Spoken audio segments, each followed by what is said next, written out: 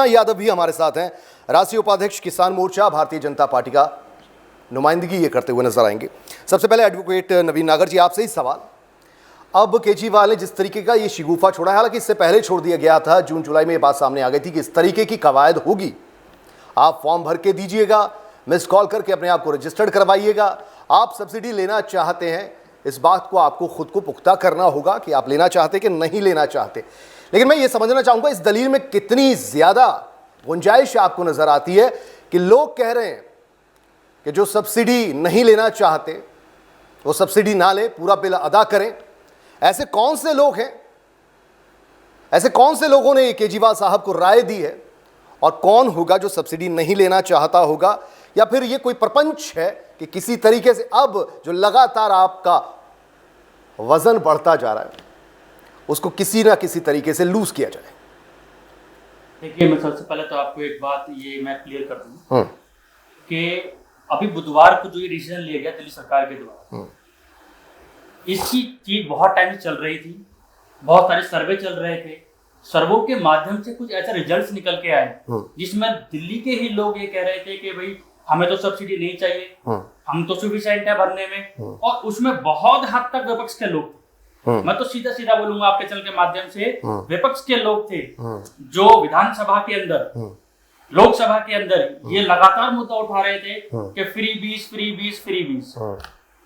तो सरकार ने एक सर्वे निकाला कि क्यों ना इसकी एक जांच करी जाए, और उस जांच के माध्यम से हमने ये चेक कराया कि जो आम आदमी के लोग हैं, यानी कि आम आदमी से मतलब एक ऐसा आदमी जिसकी 1 लाख से भी कम सालाना आय है, वो इसके लिए पूरा ओके, वो कह रहा है कि हमको सब्सिडी चाहिए, परंतु ऐसे लोग जिनको आवश्यकता नहीं, इस बात को कौन तय करेगा? नागर साहब, इस बात को कौन तय करेगा कि कौन सब्सिडी लेना चाहता है, कौन इस दायरे में आता है, कौन इस दायरे में नहीं आता है? या महज जो फॉर्मेट आपने तैयार किया है, जो लोग उसको अप्लाई करेंगे उनकी सब्सिडी जो है वो लगातार आती रहेगी और बाकी लोगों को इसका फायदा नहीं मिलेगा? ये सीधा और सिंपल फंडा है। देखिए, हम तो सबको सब्सिडी दे रहे हैं और हमेशा आम आदमी पार्टी का ये कर्तव्य रहा है कि दिल्ली की जनता के लिए वो लगातार अच्छी चीजें लाए, करती है और कर भी रही है।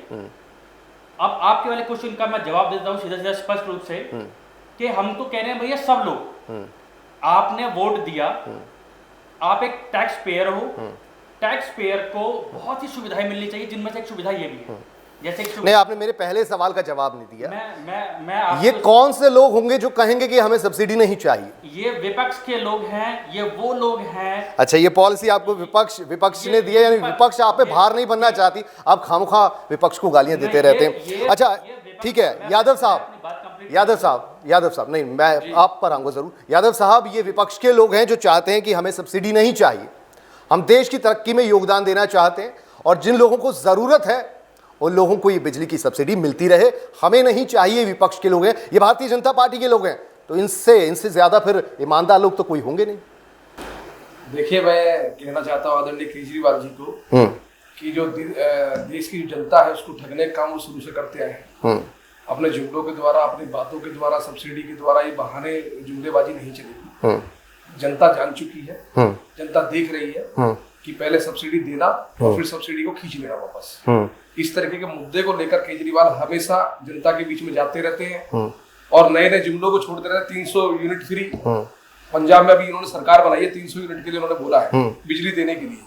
मुझे लगता नहीं कि पंजाब के साथ भी कुछ अच्छा करा उन्होंने, 300 यूनिट के लिए अपना बोल दिया है। दिल्ली की जनता के साथ 200 यूनिट का इन्होंने जुमला जो छोड़ा, वो 200 यूनिट के साथ में आप देखिए 200 से ऊपर जिसका भी बिल आता है, चाहे 201 आए चाहे 202 आए, उसको पूरी पेमेंट करनी पड़ती है। ये कहते हैं कि सब्सिडी में आधा 50% बिल जो है वो माफ होता है, यानी कि 100 यूनिट्स का बिल जो माफ होता है, इनका कहना है। अच्छा, आपको ऐसा क्यों लगता है कि ये बिल्कुल शिगुफा है? क्योंकि प्रधानमंत्री नरेंद्र मोदी ने भी एक ही बार अनाउंस किया था कि भाई जो सब्सिडी नहीं लेना चाहते, जो खुद ही वहन कर सकते हैं, वो गैस सिलेंडर पर सब्सिडी लेना छोड़ दे। कहा जाता है कि 8 से 10 लाख या उससे भी ज्यादा लोगों ने सब्सिडी लेना छोड़ दिया। तो फिर आपको ऐसा क्यों नहीं लगता दिल्ली की जो महानगर है, भारत की राजधानी है, अच्छे खासे बिजनेसमैन लोग भी यहाँ रहते हैं और सबसे ज्यादा पर कैपिटा इनकम भी दिल्ली की ही मानी जाती है, तो फिर क्यों नहीं लोग सब्सिडी छोड़ सकते? इसमें बुराई क्या? अगर इस तरीके से पैसा बचता भी है और जिन लोगों को ज़रूरत है वहाँ तक पहुँचता भी है। दिक्कत क्या है? मैं ये कहना चाहता हूँ कि ये हमेशा मुद्दे, जो भी मुद्दे हैं, ये सब्सिडी छोड़ने वाले, सब्सिडी वाले जो मुद्दे हैं, सिर्फ हमेशा चुनाव को देखकर ही क्यों रखे जाते हैं हमेशा। केजरीवाल सरकार ये चाहती है कि उनके वोटर्स कम हो रहे हैं, या उनको ऐसा लगता है कि दिल्ली में इस बार उनकी सरकार बनेगी नहीं। एमसीडी में आगामी चुनाव को लेकर के वो नए नए मुद्दों को लेकर आते हैं हमेशा कि सब्सिडी के लिए फॉर्म भर दीजिए। या तो उनको डर है कि कहीं ना कहीं भारतीय जनता पार्टी जो अपनी नीतियों के तहत देश में अच्छा काम कर रही है और आगे बढ़ रही है, लगातार अग्रसर है, प्रधानमंत्री जी अपना। ठीक है नागर साहब, यही सवाल है, एक बड़ा दिलचस्प ये सवाल है कि दरअसल आपने नब्ज जो है वो पकड़ी हुई है। नब्ज कैसे पकड़ी हुई है? पानी और बिजली का खेल करके आपने 4-5-3-4 एवरेज 2-2.5 हज़ार रुपये आम आदमी की जेब से सेव कर दिए हैं। अब जब भी कोई वोट देने जाता है उसके जहन में ये ख्याल रहता है कि 2.5-3 हज़ार रुपये बचा लिए जाए, विकास के नाम पर वोट दिया जाए, देश के नाम पर वोट दिया जाए, या फिर वो महीने के जो 2.5-3 हज़ार रुपये बचते हैं उस पर वोट दिया जाए। उसको लेकर बीजेपी आपकी काट नहीं कर पाई है और एक बार फिर से उसी तरीके की गेम प्लानिंग आपकी। देखिए मैं स्पष्ट कर दूं, पहले तो कृष्ण यादव जी ने एक बात बोली कि ये जो पॉलिसी हम लोग लेके आते हैं ये कोई राजनीतिक फड्डा नहीं, इस चीज को समझिएगा। दूसरी चीज अभी उन्होंने कहा कि भुगतान करना पड़ता है, तो मैं इस मंच के और इस न्यूज के चैनल के माध्यम से मैं एक चीज समझा दूं भारतीय जनता पार्टी के सभी लोगों को कि 200 यूनिट तक फ्री, 400 यूनिट तक आधा, और उसके बाद जो बिल आता है वो पूरा बिल का भुगतान होता है। और कितने लोग ऐसे, मेरे साथी यहाँ बैठे हुए हैं साथ में कृष्ण यादव जी, मैं इन्हीं से पूछ लेता हूँ कि इनका कितना बिल आता है ये खुद ही बता दें। क्या ये अपनी सब्सिडी छोड़ना चाहते हैं? इस चैनल के माध्यम से मैं ये इन्हीं से पूछ लेता हूँ, भारतीय जनता पार्टी को आप प्रेजेंट कर रहे हो यहाँ पे, क्या आपका बिल कितना आता है? क्या आप उस सब्सिडी को छोड़ना चाहते हैं? अगर आप उस सब्सिडी को छोड़ना चाहते हैं तो इसका मतलब हो सकता है आप परिपूर्ण हो हर चीज में, पर दिल्ली का आम आदमी परिपूर्ण नहीं है, एक छोटे वर्ग का आदमी परिपूर्ण नहीं है, जिसके चलते ये स्कीम निकाली गई कि जिसको आवश्यकता है वो आए, या ऐसा तो नहीं है वो ना आए। ऐसा तो नहीं कोई बजट डेफिसिट सा हो रहा है? वैसे ऐसे ख्याल से भी मतलब मैं नहीं मानता कि दूसरी पार्टियां भी कोई इस पर अपनी राय रखना चाहती होंगी, लेकिन साफ तौर पर यह समझा जा सकता है कि अभी जो लिकर पॉलिसी आपने वापस ली है, जहां पर आप ये समझ रहे थे कि कम से कम आप 2.5-3 हज़ार करोड़ और अपनी जेब में डाल लेंगे, यानी कि आपकी उस खाते में आ जाएगा जिससे कि आप जनता का भला कर सकेंगे, लेकिन अब वैसा नहीं है। पॉलिसी आपने वापस ले ली है, 2.5-3 हज़ार करोड़ रुपयों का आपका सीधा नुकसान है। उस नुकसान की भरपाई में आप शायद इस तरीके की कवायद सामने ला रहे हैं, क्योंकि अगर 5% लोग भी सब्सिडी लेने से मना कर देते हैं तो फिर आपका उतना जो डेफिसिट है वो लगभग पूरा हो सकता है। देखिए पहले मैं तो डेफिशिएंसी की अगर कोई बात है तो अगर ऐसा कोई भी चीज निकल के आती तो विपक्ष के लोग, मैं खाली भारतीय जनता पार्टी के लिए बात नहीं कर रहा, मैं विपक्ष की बात कर रहा हूँ। विपक्ष में ये बैठे हुए हैं, विपक्ष में कांग्रेस तो नहीं है पर कहीं ना कहीं कांग्रेस लगातार पार्टी पे प्रहार करती रहती है। ये लोग इस तरह की चीजें निकाल कर लाते हैं, जैसे कि अभी मैं लोगों को सबको याद है, जहन में है, मैं दोबारा एक बार बता देता हूँ। अभी क्या हुआ, पिछले कुछ महीने न्यूयॉर्क टाइम्स में एक खबर छपी कि दिल्ली के शिक्षा मंत्री अच्छा काम कर रहे हैं।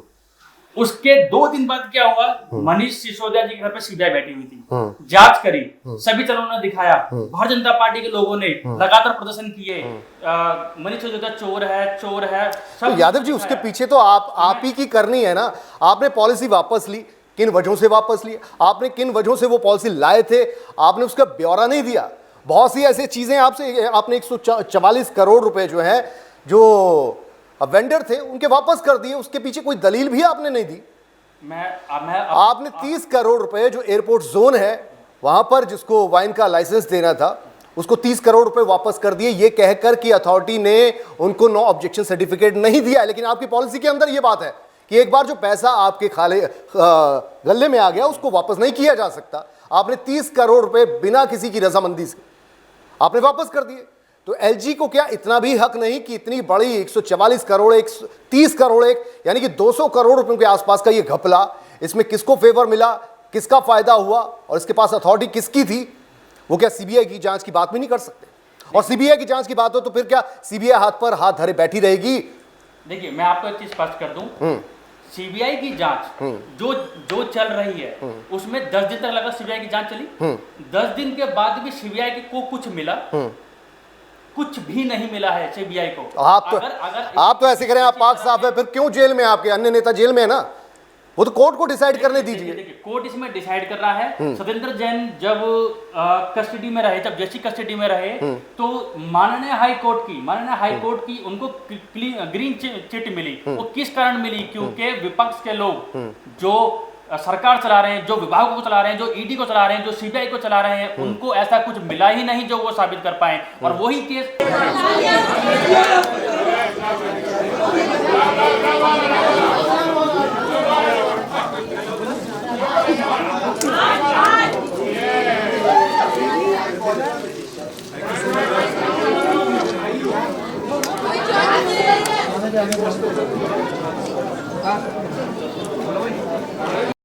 कृष्णा यादव, गुजरात के अंदर आम आदमी पार्टी, आप जितना मर्जी जोर लगाते रहिए, आप ये कहते रहिए कि लीकर पॉलिसी में घोटाला हुआ। जी हुआ होगा, जरूर हुआ होगा, सीबीआई इसकी जांच करेगी, कोर्ट उस पर निर्णय लेगा। लेकिन ये बताइए कि सब्सिडी अगर सरकार दे रही है तो उसमें गलत क्या है? सब्सिडी बिजली पानी को दे रही है या फिर अन्य चीजों को लेकर दे रही है? दिल्ली सरकार का रेवेन्यू जो है वो सरप्लस है, वो जो चाहे जो मर्जी करे। आखिरकार ये टैक्स पेयर का पैसा है और टैक्स पेयर का पैसा आम जनता के काम आ जाता है उसकी भलाई के लिए, तो फिर इसमें हर्ज क्या है?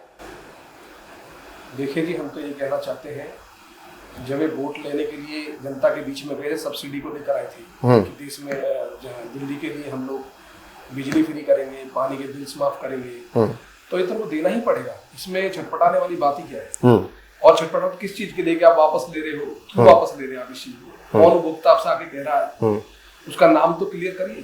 कौन व्यक्ति आपसे आके, उनकी चिट्ठी तो मिलनी चाहिए आपको। कृष्ण यादव जी, मैं एक मिनट में आपकी बात को काट के आपके बात में सिर्फ इतना सहयोग कर रहा हूँ। हम ये नहीं कह रहे हैं कि हम जो मैंडेटरी था जो खत्म कर रहे हैं, हम ऑप्शनल रखने, आपको चाहिए आप आइए। ये ऑप्शन आपने चुनाव में आप आए थे, गाइडलाइंस को देख लें, ऑप्शन आपने पहले एक बार गाइडलाइंस को देख लें। यादव जी, इस तरह से खाली हवा में तीर चलाने से कुछ नहीं होगा। हवा में तीर चलाने से कुछ नहीं होगा। हम लोग जो काम करते हैं वो कागजी उस पर करते हैं। आप पॉलिसी पढ़ लें, पॉलिसी में साफ साफ लिखा हुआ है कि आप इस तारीख तक अपना आवेदन दे सकते हैं। अगर आप नहीं देते हैं तो आपकी, तो जहां तो नागर साहब, नागर साहब नहीं पढ़ा, मैं आप चाहता हूं, आपने अमूमन लोग 30 तारीख जो निश्चित करी है उसमें ये भी लिखा है, अगर आवेदन जो नहीं देगा वो आप फिर उसको कैंसिल ही मानेंगे। उसको आवेदन कौन नहीं देगा जिसको आवश्यकता नहीं है?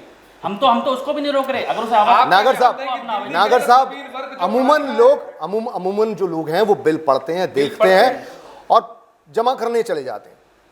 आपके बिलों में कई ऐसे कंपोनेंट है, आपको पता ही होगा, उन कंपोनेंट को कोई समझ भी नहीं पाता। मसलन जो पेंशनर हैं उनकी पेंशन का भी जो खर्चा है वो आम उपभोक्ता से वहन कर लिया जाता है।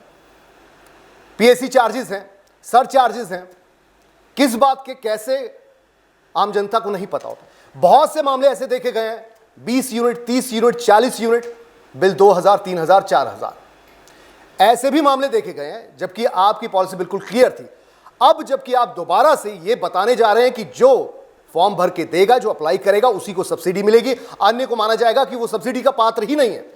बहुत सी अनपढ़ जनता इसमें रह जाएगी। वही मैं कहना चाहता हूं, बहुत से लोग इसमें रह जाएंगे जिनको दरकार होगी कि उनको बिजली सस्ते में मिले, तो फिर कहीं ना कहीं सामने से नहीं तो इनडायरेक्ट तरीके से पैसे बचाया जाए, यही कोई प्लानिंग लग रही है आपकी?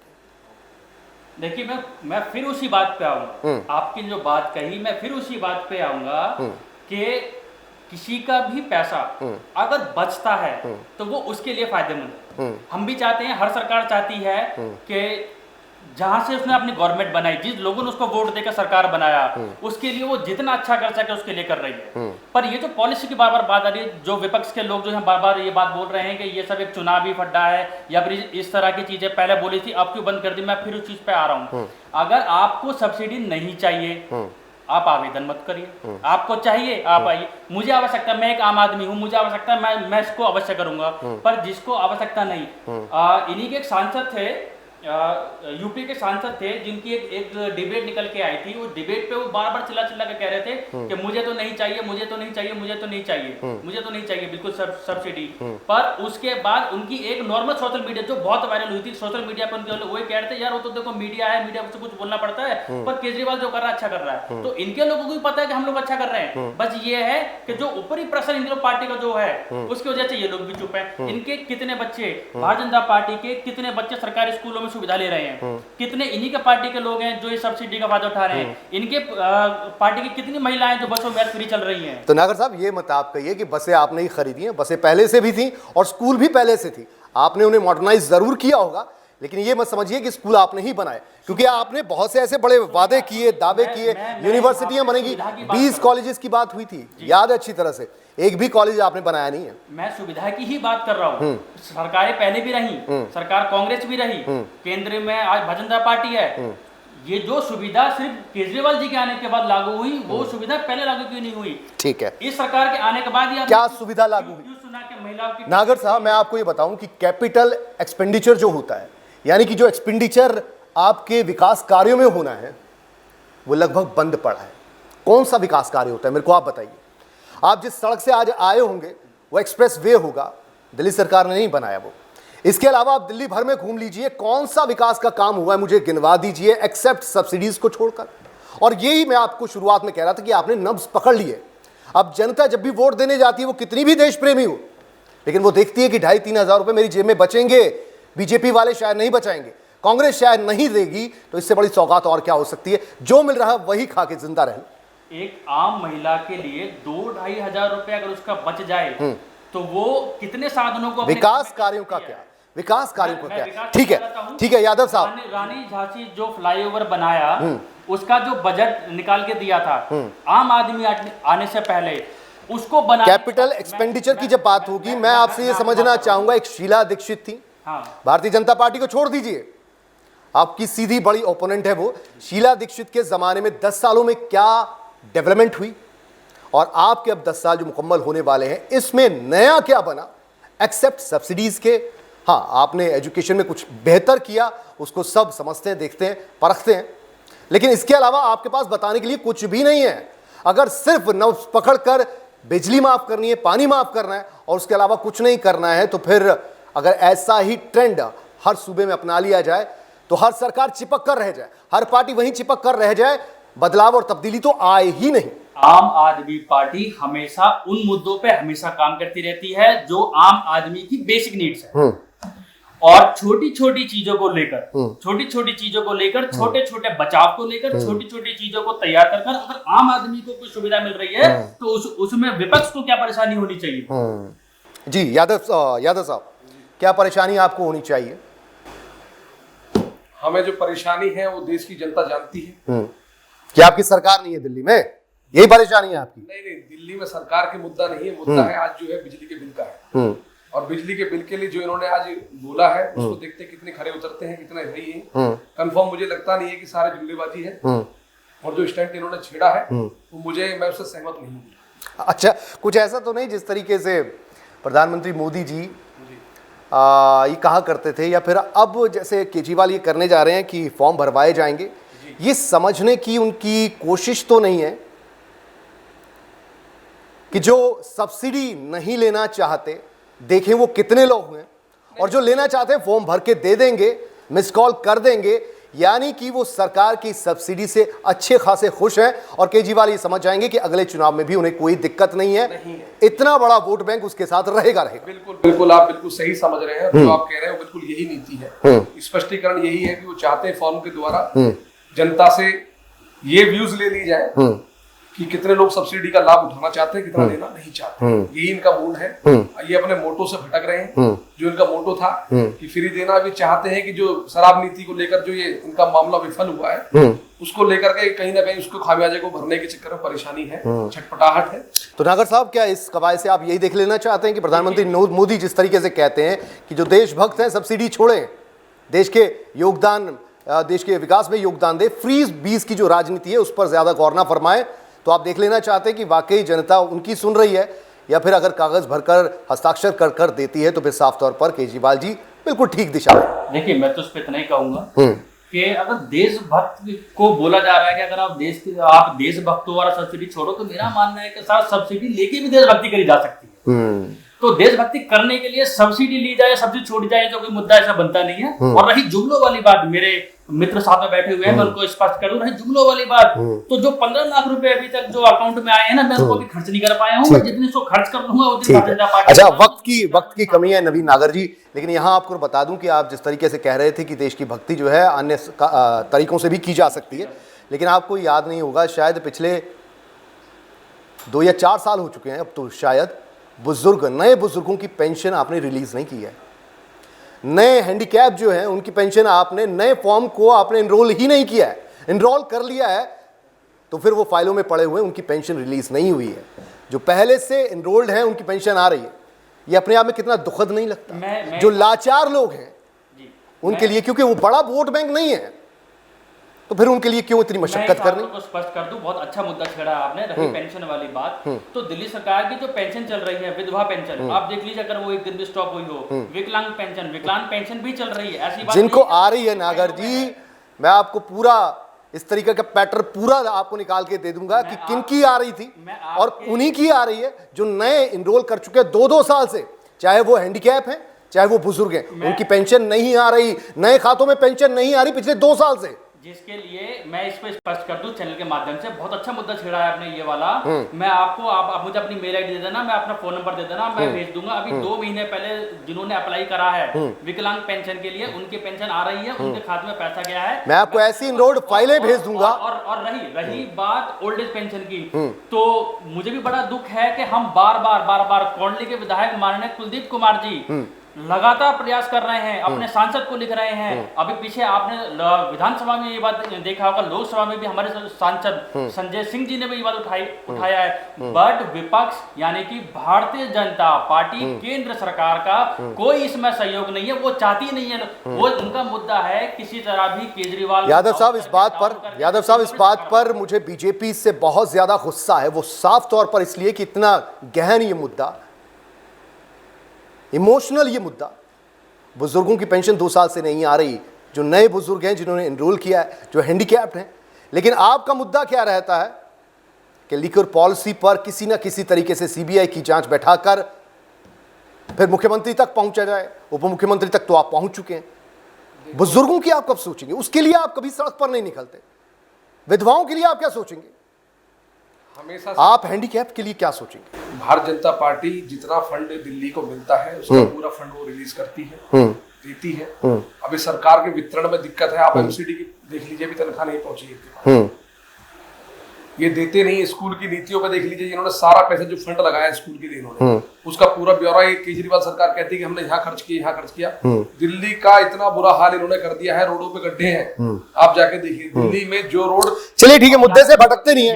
यादव जी मैं पर्सनल आपको आपके नंबर पर मुझे नंबर शेयर कर दें, मैं भेज देता हूँ। अभी भी कितने करोड़ रुपए अभी भी केंद्र के पास, ठीक है, सरकार का पेंडिंग है। ठीक है, मुद्दे से भटकते हैं। नागर साहब आप मुझे ये बताइए कि ये सारी जो कवायद चल रही है इसमें आम जनता का कोई नुकसान तो नहीं होने वाला? देखिए इसमें आम जनता का कोई नुकसान बिल्कुल नहीं होने वाला किसी भी तरह का। मैं फिर अपनी बात को दोहराता हूं कि आम आदमी पार्टी कभी भी दिल्ली की जनता का नुकसान ना हो सकती ना कर सकती। और डिस्कॉम जो हजारों करोड़ के घाटे में चल रही है उसका दबाव तो आप पर रहेगा, कैसे उसकी पूर्ति करेंगे? देखिए उसकी पूर्ति करने के लिए कोई ना कोई सरकार और साधन करेगी। बस मैं एक बात स्पष्ट कर दूंगा कि इसका सीधा सीधा डायरेक्ट किसी भी आम आदमी की जेब पे नहीं जाए। ठीक है, तो ये तो दावा है इनका, नागर साहब का, आम आदमी पार्टी से जुड़े हैं, कि आम आदमी का इसमें कोई नुकसान नहीं होने वाला है। तो फिर ये समझा जा सकता है कि किसी ना किसी तरीके से आम आदमी पार्टी ये चाहती है कि जो उसका नुकसान हुआ है लिकर पॉलिसी को लेकर, उसकी भरपाई की जाए। या फिर ये आकलन भी हो सकता है कि देखा जाए कौन कौन से लोग सब्सिडी लेना चाहते हैं। क्या 100% लोग जो पहले सब्सिडी ले रहे थे वो पूरी तौर से अभी भी तैयार हैं सब्सिडी लेने को, या फिर वो उसे अबेंडन करना चाहते हैं, उसका त्याग करना चाहते हैं?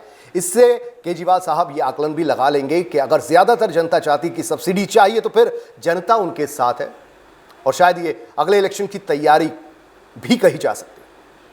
बहुत बहुत शुक्रिया आपका।